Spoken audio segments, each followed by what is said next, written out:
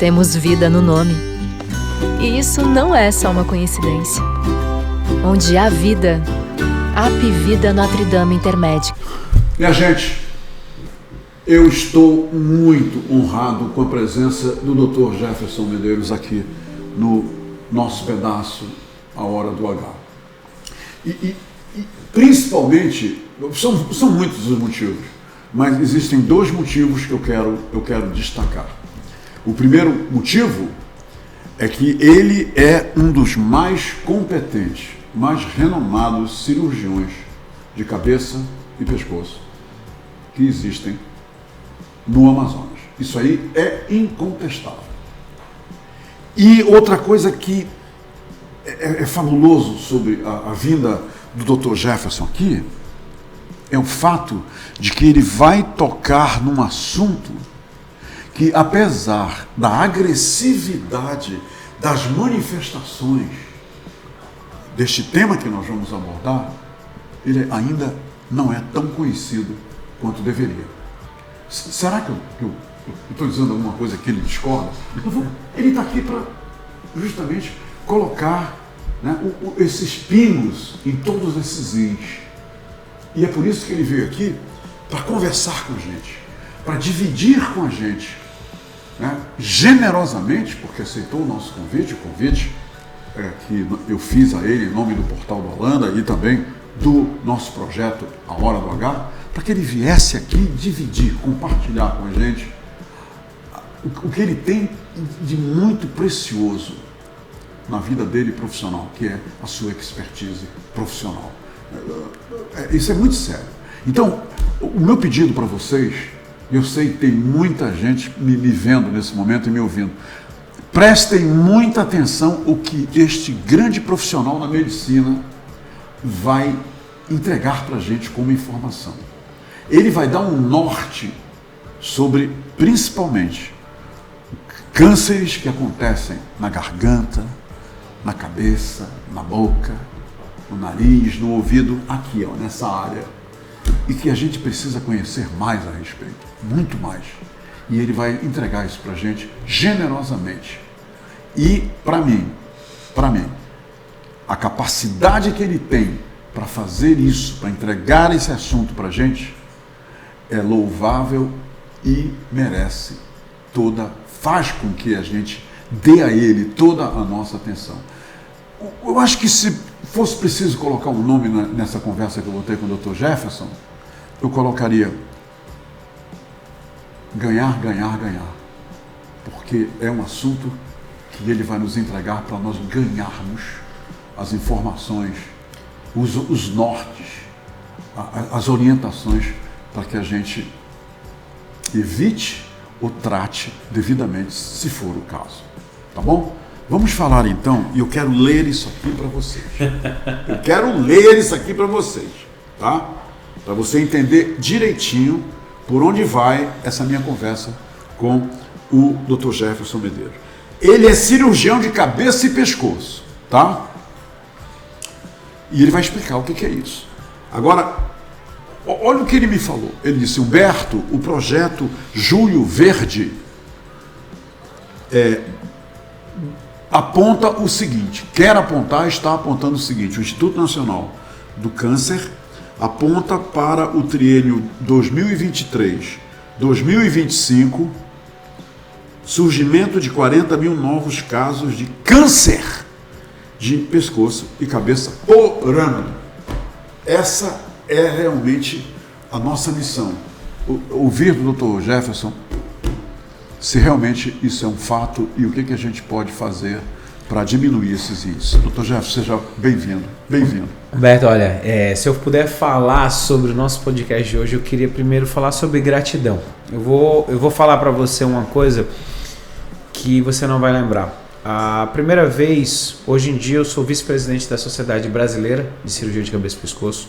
E esse cargo me foi dado exatamente por causa do trabalho com o Julho Verde. E outrora, uns 5 anos atrás, 5, 6 anos atrás, eu mandei mensagem para você pedindo a possibilidade de você me dar o espaço para eu poder vir para falar sobre o Julho Verde. esse foi o passo, e eu acho que assim, eu sempre tenho gratidão, porque as pessoas, são poucas pessoas que te dão espaço. E eu vou lembrar, quando você fala pra mim, as pessoas não sabem, mas você me mandou assim, Jefferson, você pode vir?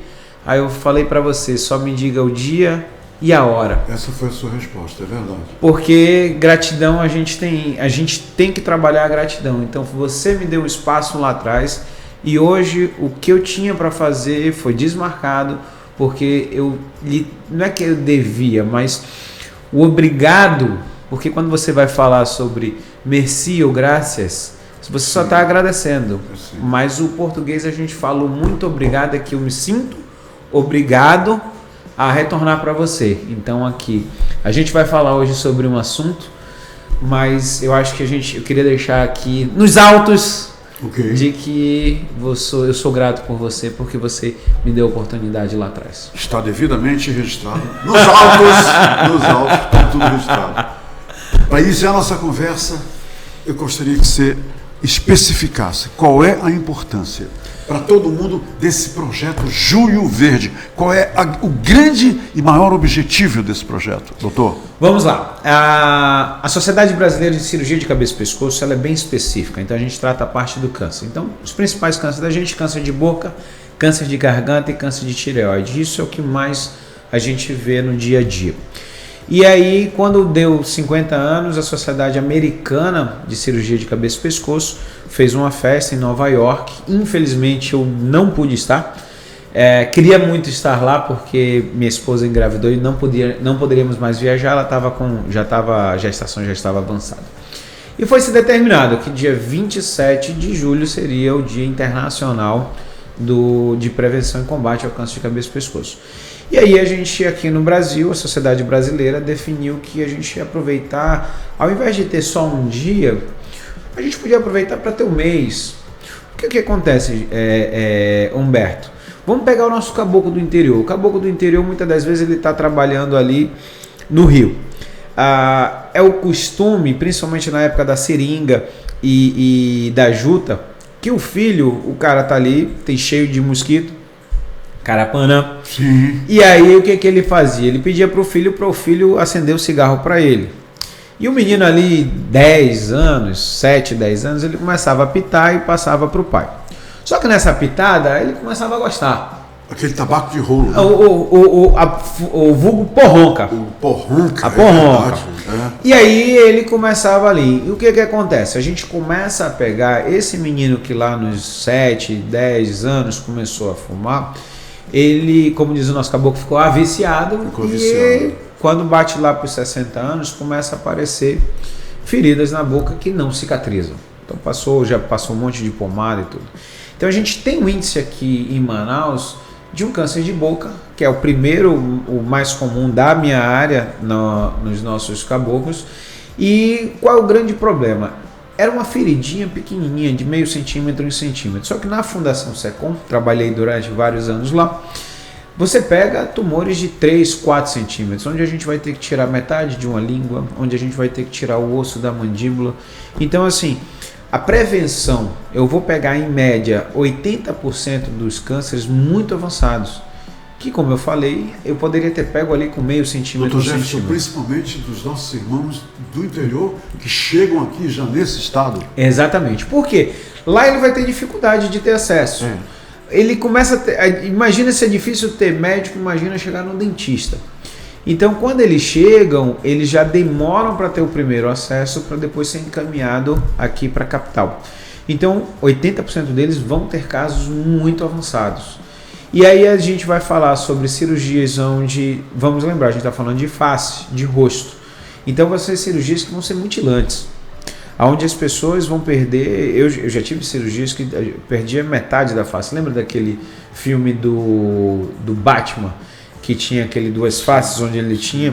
Sim. Então assim, são cânceres que avançam demais e que poderiam ser pegos lá atrás. Então o trabalho do Julho Verde é a gente conseguir chegar nessas pessoas para que a gente não chegue a cirurgias mutilantes. E a gente vai falar só da cirurgia mutilante, mas tem uma segunda parte psicológica, que é o seguinte: esse paciente, ele sai do convívio. ele sai do convívio social, porque ele está mutilado, ele não tem metade da língua, ele não tem a parte do osso, o rosto está afundado, então ele vive à margem da sociedade, ele vive dentro da casa dele. Então, existe uma possibilidade de a gente diminuir os casos tão graves e o mais importante é o seu espaço aqui para a gente falar sobre o assunto. E diga uma coisa, o que nós estamos fazendo então lá no interior, onde está esse menino, onde está o pai pescador, onde está se alastrando dia a dia, lentamente, esse mal que vai refletir daqui a alguns anos? Há algum trabalho específico, como fruto do projeto Júlio Verde, para ver se já começa a contenção lá no interior, doutor? Lá no interior a gente ainda não conseguiu, mas o grande trabalho é, primeiro, aqui na capital, porque a gente precisa, vamos dizer, a gente diz que os cirurgiões de cabeça e pescoço são aves raras, mas no mundo todo. Então a gente vai ter no máximo 10 aqui. E vocês são mesmo, né? Somos. Então o que acontece? Mas eu acho que o mais importante é a gente entender o seguinte. O câncer de boca é fácil, Humberto. Abriu a boca. Eu não preciso de exame específico, eu não preciso de tomografia, eu não preciso de nada. Você abre a boca, tá lá. Vendo, né? Ele tá vendo, entendeu? Ele sabe o que fazer. Então, assim, uma das medidas que a gente tenta trabalhar são medidas preventivas. É o seguinte: quem são as pessoas que vão estar lá no interior? Essas pessoas, desde o agente de saúde, essas pessoas que têm que ser trabalhadas, porque a gente pode replicar. Porque eu daqui, se eu pego os enfermeiros, médicos e principalmente os odontólogos, eu consigo pegar na periferia os odontólogos, você ensina para eles, olha, a lesão assim, se tiver uma ferida assim, vamos fazer uma biópsia. E aí a gente começa a ramificar. Isso está sendo feito na cidade, por exemplo? Na cidade começou os trabalhos. Existe uma harmonia entre odontólogos e a sociedade? Sim. Que o odontólogo comunique alguma coisa que ele percebeu que não está... Sim. Esse trabalho, desde que a gente começou o Júlio Verde, a gente começa a ter odontólogos dentro do processo para a gente pensar exatamente isso daí. Mas o que a gente precisa, e eu acho que são os passos posteriores, é grandes políticas públicas. Porque para a gente chegar no interior... Que faltam. E a gente, lógico, a gente está falando especificamente da minha área, mas... Vamos dizer, o câncer de colo de útero é o câncer mais comum da mulher aqui na região norte. É verdade. Mas quais são os números? No mundo todo, o primeiro câncer mais comum das mulheres é de mama. Na Austrália, por causa da vacinação, e a gente pode falar sobre o HPV, na Austrália, eles 2030, eles vão erradicar o câncer de colo de útero porque eles vacinaram. As meninas e os meninos lá na base, é isso? Lá na base. E aí vai, o vírus HPV, dentro da região de cabeça e pescoço, a gente está tendo muito casos de câncer de amígdala. Por quê? Sexo oral sem proteção. Olha lá, doutor. Vamos lá. Olha lá.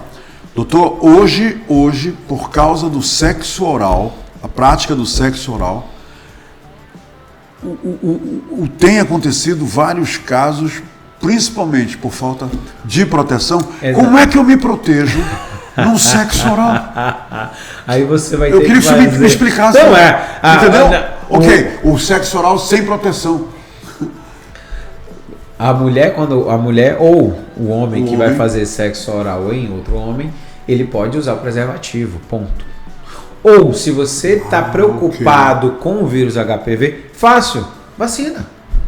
Eu e você, a gente pode vacinar. A gente pode se vacinar. Opa, pera lá. Doutor, a gente é muito divulgado hoje, graças a Deus, que as meninas entre 9 e 14 anos e os meninos entre 11 e 16 anos, eles precisam ser vacinados contra o HPV. O adulto pode se vacinar também? Pode. Os adultos podem vacinar. Quem já teve relações sexuais, quem já teve algum câncer, alguma coisa com HPV. Olha que coisa interessante, Humberto. Já se descobriu, e tem alguns estudos comprovando que é o seguinte: se eu tenho um câncer por causa do vírus HPV, durante o tratamento, se eu fizer a vacina enquanto eu estou no tratamento, o que o seu corpo faz? Não é um vírus? O seu sistema imune começa a produzir uma resposta para aquele vírus. Então já se sabe que os cânceres que são HPV, e aí vários estudos estão trazendo forte isso, quando você vacina, você tem uma resposta melhor, porque é como se a quimioterapia que vai agir no seu corpo, ela vai ser potencializada com o seu próprio corpo, com a resposta imune, quer dizer, o seu corpo vai estar produzindo tudo para ajudar a quimioterápico para que ele debele o seu problema. Dr. Jefferson, o senhor acaba de dizer que a ocorrência do câncer pelo HPV no mundo inteiro, aqui em Manaus também, a gente é isso mesmo? Sim, está sendo divulgado? sim. Uma mulher que esteja nos assistindo nesse momento e que tenha temor disso por algum motivo, alguma desconfiança, ela pode, por exemplo, amanhã ir se vacinar? Pode. Pode também? Pode. Tendo câncer? Pode. O que trabalhou a política pública? Vamos falar sobre... Porque o HPV o marido pode trazer para casa. Pode. Né? E eu vou dizer, a grande briga nossa é exatamente quando eu descubro HPV numa mulher onde o marido... Ela sempre bota a culpa no marido. Mas vamos lá. Ela pode ter tido contato com esse HPV com o primeiro namorado. E ela não sabe. E ele estava lá. E você está entendendo? Então não adianta querer culpar o marido. Entendi. Mas o que é importante? Vamos falar sobre políticas públicas. A gente tem que entender que se eu sou o governo, o Estado, eu preciso gastar dinheiro para vacina. Se eu pego essa molecada de 9 a 14 anos, financeiramente eu consigo dar conta. Se eu abro muito esse espectro, você tem que pensar em dinheiro, quanto dinheiro vai ser gasto. Sim. Então assim, você pode sim, 9 a 14 anos tem na rede pública, mas se você for para a rede privada, você tem vacinas e pode ser tomada por mim, por você, por qualquer pessoa. Na rede privada é muito caro, né, doutor? Não, tem gratuitamente na rede pública. Não, na rede pública tem, mas na rede pública ele está lá para grupos específicos, imunossuprimidos, o pessoal que tem o vírus do HIV e para as crianças nessa idade. Por isso que assim, eu acho que a coisa mais importante que a gente tem que trazer é o seguinte: existe o câncer que pode ser debelado, que você pode dar um presente para o seu filho, para os seus filhos, vacinando, são os cânceres de HPV. Ele pode dar câncer de garganta, câncer de colo de útero, ele pode dar câncer de pênis. Então assim, imagina... E isso tudo é prevenível. Sexual. E tudo prevenível. Você pegou o moleque lá com 9 anos, fez a vacina, depois você vai fazer o reforço e você consegue dar de presente, falar assim, meu filho, minha filha, você não vai ter câncer. Sim. Vamos ali comigo porque você vai ser vacinado. O início, o grande problema inicial, Humberto, é que as pessoas entendiam que, eu estou vacinando HPV e eu estou estimulando a ter sexo. Que estimulando? Se a gente for pensar, quantas vezes eu e você já foi, nossos pais pegaram para vacinar? Teu pai te dizia, para que você estava se vacinando? Nunca. Vira o braço, pistola. Bora ali. Lembra que ficava a marca da pistola? Não tinha essas campanhas do rádio assim, tão agressivas como tem agora. Era num papo, a enfermeira que dava lá um cartãozinho, olha, no dia tal a senhora traz ele aqui, no mês tal, no ano tal, não era assim? Aí naquele mês, vem cá, moleque. Aí chega lá e a mãe, com aquele negócio. Alguma vez ela falava assim, meu filho, é o seguinte, olha, você hoje vai tomar a vacina? Nunca. Não existia. Aliás, falando da minha geração, esse negócio de falar em sexo, isso não existia, esse negócio de sexo e tudo mais. Uma vez eu disse, as pessoas ficaram estarrecidas, eu vi no olhar das pessoas, uma vez eu disse, eu tenho 5 irmãs, ok? Eu nunca soube que minhas irmãs estavam menstruadas. Eu nunca soube, que era um negócio que a mulher, a família preservava, a minha mãe, minhas irmãs, aquilo ali não era nada, eu estou menstruada, não existia isso, entendeu? Vivemos uma outra realidade hoje, tudo bem, mas esse negócio de discutir sexo, falar em sexo e não sei o que, masturbação, isso da minha geração, a gente conversava na rua. Sim. A gente aprendia muito na rua. A gente aprendeu com os amigos. Não foi com os amigos? A gente aprendeu com os amigos. Eu digo que hoje em dia até é um grande mal que acaba acontecendo porque os moleques hoje em dia têm celular. Então assim, lembra que pra gente ver uma mulher pelada, a gente tinha que, quando era de menor, tinha que pedir para um amigo para comprar numa banca de revista, aquela coisa. Os livretos do Carlos Zéfiro, sim, que eram desenhos. Sim. Aquilo valia ouro. Ela não era. Quem tinha muito bem guardado. Muito bem né? guardado? Mas hoje não, hoje está tudo muito explícito, né, Jefferson? É outra realidade. Mas vamos lá. Eu acho que houve um grande ganho. Porque eu acredito que muitas das coisas é como a gente está falando agora. A gente está falando sobre o sexo oral com preservativo. Por quê? Falando sobre o sexo oral, deixa eu te interromper. Todo cuidado é pouco. Sim. Hoje, o que você recomenda a um homem que vai praticar o sexo oral ou uma mulher que vai praticar o sexo oral? Tendo em vista esses números que você falou de câncer de garganta e de boca por causa do HPV transmitido pelo sexo oral. Qual é o procedimento, qual é a atitude de homens e mulheres em relação ao sexo oral? Você pode deixar isso bem claro? Vamos lá, se vacine, porque vamos. Aí você quer que eu seja o médico ou que eu seja hipócrita? Porque eu posso falar coisas bonitas aqui. Mas qual é a realidade? A molecada vai sair de noite, vai para uma festa, conhece alguma menina, ou a menina conhece algum rapaz, ou se eles forem homossexuais, vão conhecer uma outra pessoa, vão beber, vão estar na farra. Muitas das vezes, tem muitos deles que, lógico, tá ali sempre com preservativo, aquela coisa. Mas às vezes não tá. A maioria não e está. Às vezes a oportunidade... E eu vou falar uma coisa. Esses dias eu estava ouvindo isso. Na minha adolescência eu vi o Cazuza morrendo de AIDS. Eu vi o Fred Mercury. Então a minha geração é a geração que começou a se cuidar muito. Porque a gente viu as pessoas morrendo. Na verdade, foi na sua geração Sim. que começaram os alertas, né? Sim. Nós não tínhamos isso na minha. Não, se você na minha for... não tinha nada, não. Eu vou puxar um outro dado. Tá. Existe câncer de boca. A maconha, ela traz câncer de boca. Peraí, tem um estudo... Doutor Jefferson, peraí, doutor Jefferson, peraí. A maconha é chamada de fumo recreativo. Né? Não é esse o termo? Recreativo. Me diga uma coisa, a maconha... Aí eu já ouvi também, algum amigo meu... Não, mas isso aqui, Humberto, é de uma folha, é natural, isso não tem os... Né, aqueles químicos, não sei o quê.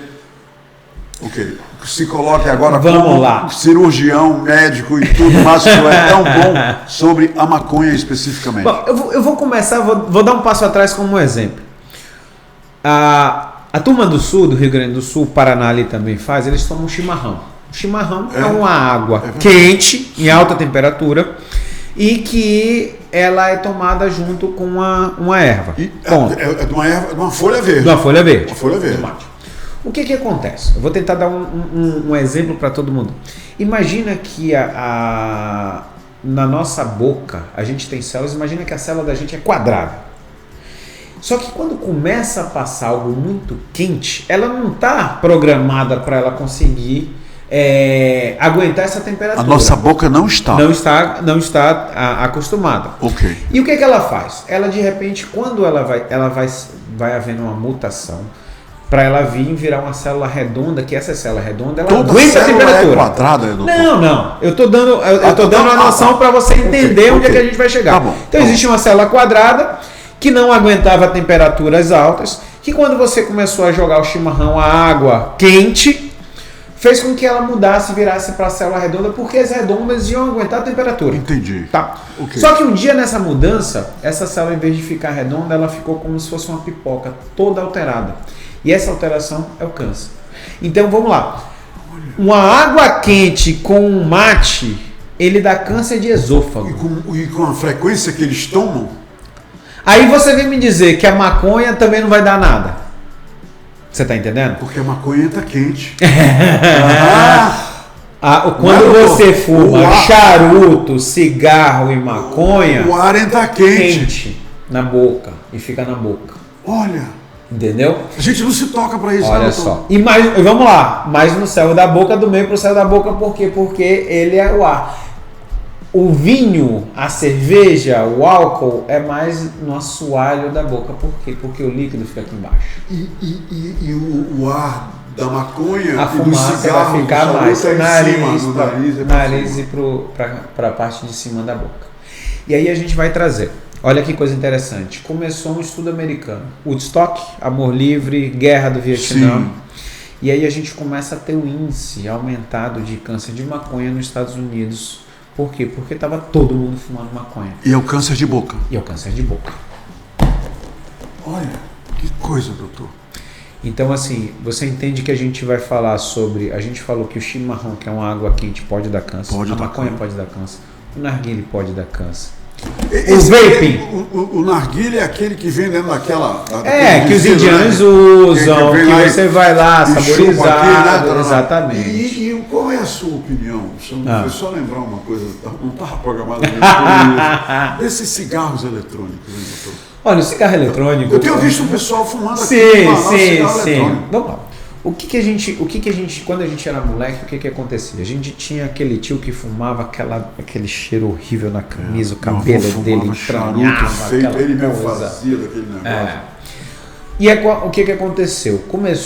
A gente passou por esse processo. A gente viajou, eu sou baiano, cresci em Recife, quando eu vim para Manaus, eu vim de Varig, de Transbrasil, onde da metade para frente você podia fumar e metade para trás você não fumasse. Lembra disso? Entendeu? Como se a fumaça não rodasse no avião todo. Mas tudo bem, era expulsa do avião. Então, o que acontece? A gente começou a falar sobre políticas públicas. O governo ganhava muito dinheiro com os impostos do cigarro, só que ele começou a gastar mais do que gastar com os pacientes com câncer. Sim. Ele começou a gastar mais do que ele arrecadava. Tem isso, né, doutor? Que é gasto com os doentes. Então, assim, um paciente em média que tem um câncer de boca vai gastar ali de 30 a 50 mil reais. Por baixo. Anual. Então o que se começou? Começou a ter essa restrição. Lembra que o mundo de Marlboro, música dos Scorpions, o cavalo e depois o cowboy, o cowboy, Acho que ele morreu de câncer, é verdade? Isso é uma lenda urbana? Tem uma história que é essa daí, eu não consigo te confirmar. Okay. Mas a gente via que era ligado, lembra aquelas músicas do White Snake e descendo os bugres e ligava-se o cigarro. Engraçado, tudo isso ligado à saúde. Né? Era uma coisa que estava destruindo a saúde da pessoa, o cigarro, o vício do cigarro, mas a mensagem tinha tudo a ver com saúde, virilidade, né, doutor? E outra coisa, e nos filmes americanos a gente via que as piteiras, as mulheres, que coisa mais elegante do que os filmes. Aquela piteira. A Greta Garbo com aquela piteira. Lembra o Frank Sinatra cantando Bossa Nova com o seu Tom Jobim cantando Garota de Ipanema. Tá aí o vídeo para quem quiser ver. O Frank Sinatra com aquela voz abençoada, fumando e cantando Garota de Ipanema, acompanhado pelo Tom Jobim. Exatamente. Tá aí mas ele fuma. E outra coisa, Frank Sinatra fazia comerciais do cigarro Chesterfield. Sim. Não era, doutor? Sim, exatamente. Hoje é impensável um negócio desse. Não é, doutor? E você, com certeza. E o que aconteceu? Se glamorizou isso. Depois a gente teve a desconstrução. Foi. E aí as empresas, elas vão ter que se reinventar. Como é que a gente reinventa?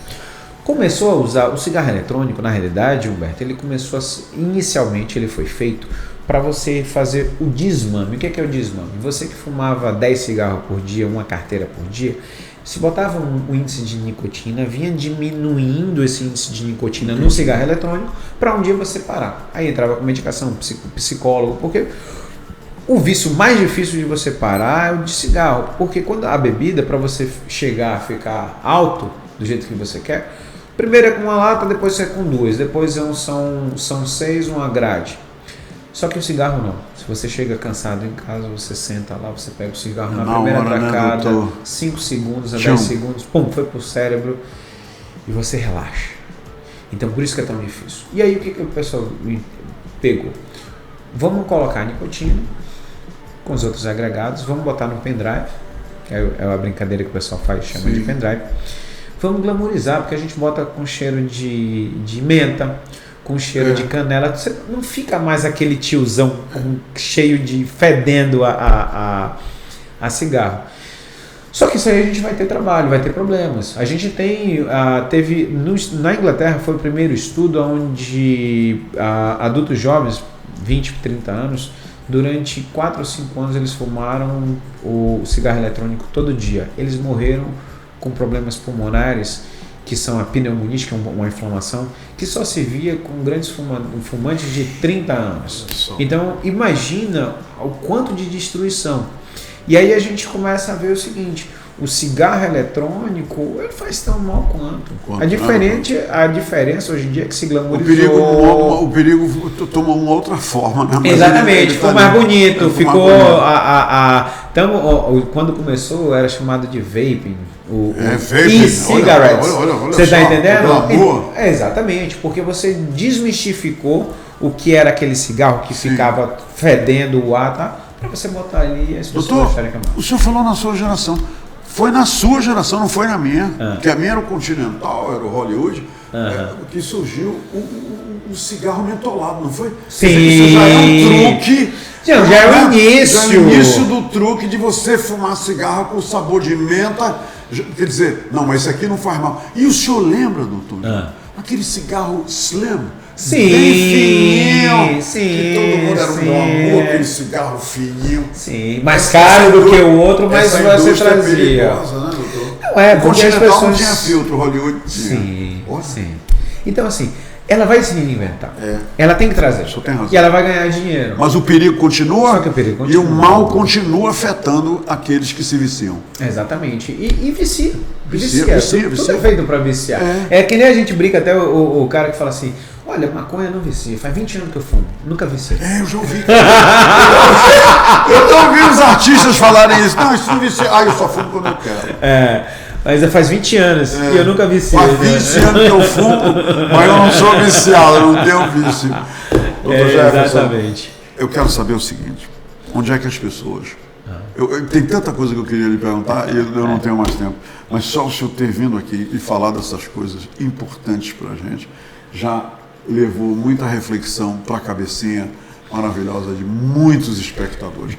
Onde é que as pessoas podem, na net, saber muito mais sobre isso e que tem o seu toque, que tem as suas informações e tudo, doutor? Olha, vamos lá. Instagram, @Dr. Jefferson Medeiros. Eu sempre estou falando sobre câncer dessa minha área, tá? É muito importante, principalmente nesse Julho Verde, o trabalho, as oportunidades que me é dada. Gostei da camisinha, tá, Fernandinho? Gostei. Eu até falei pra minha esposa, eu falei, porra, prepara essa daí. Não, essa tá boa, essa vez já ficou legal. Ó, ele tá lindo, hein? Ele tá lindo. Tô falando pra você. E aí eu vou aproveitar para falar que tanto na sociedade, no site da Sociedade Cabeça e Pescoço, você vai ter vários trabalhos. As informações estão lá, né, doutor? E acho que é importante o seguinte, se a gente lembrar que a gente tem o YouTube e o Google para você procurar tudo, procure coisas boas também, não perca o tempo só procurando besteira e vendo besteira. Assista Humberto, assista a Hora H e tragam coisas boas para você, sempre. Adoro você. Adoro você. Nós temos um amigo em comum. Eu estou aqui achando que é amigo dele também, porque ele é amigo de todo mundo. É um médico cardiologista chamado Aristóteles Alencar. Grande amigo.